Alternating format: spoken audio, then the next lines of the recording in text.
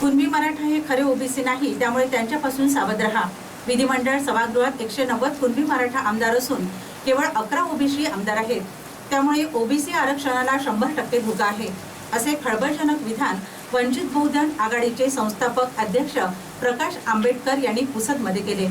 महाराष्ट्रात SC ST साठी 57 आरक्षित जागा आहे, तर मराठा ओबीसी विभाजन घेऊन ते एकमेकांना मतदान करणार नाहीत। ओबीसींना आपलं संरक्षण वाचवायचं आहे, तर मराठ्यांना ओबीसीत घुसायचं आहे, म्हणून एसटी एसटीच्या 57 जागा महत्त्वाच्या आहे, असे प्रकाश आंबेडकर यांनी म्हटले।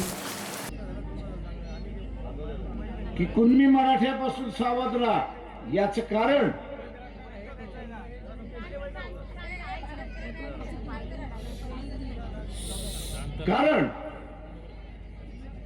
आत्ताच जे सभागृह आहे यामध्ये 190 कुणबी मराठा समाजाचे आमदार आहेत। 190 कुणबी मराठा समाजाचे आमदार आहेत आणि फक्त 11 ओबीसीचे आमदार आहेत।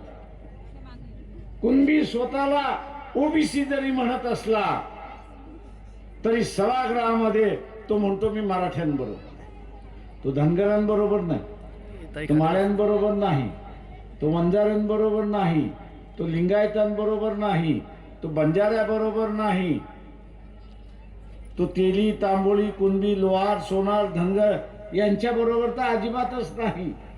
आणि म्हणून मग अशी म्हटलं की सावध राहा, यांच्यापासून सावध राहा। ओबीसीच्या आरक्षणाला धोका आहे का? तर 100% धोका आहे, 100% धोका आहे। इलेक्शनच्या अगोदर नाही, पण इलेक्शनच्या नंतर आहे। माझ्या अगोदरच्या एका वक्त्याने ओबीसीची जात गणना झाली पाहिजे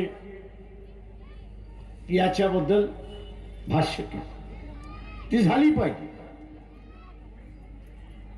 पण आता ही वापरली कशी जाते हे आपण लक्षात घ्या।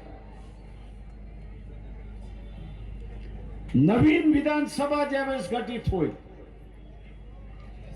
2-3 महिन्यामध्ये निवडणुका होतील, नवीन विधानसभा येईल, त्या नव्या विधानसभेमध्ये ओबीसीची ही जी मागणी आहे की जात जनगणना केली पाहिजे, जात जनगणना केली पाहिजे, ही जी मागणी आहे ती ताबडतोब मान्य होईल। सर्व ओबीसीना वाटेल की आपली मागणी केली, पण त्याच्याच बरोबर एक अजून ठराव मंजूर केला जाईल, तो म्हणजे जोपर्यंत ओबीसीची प्रत्यक्षात किती टक्के आहेत ही आकडेवारी येत नाही, तोपर्यंत ओबीसीच्या आरक्षणाला स्थगिती देण्यात आली।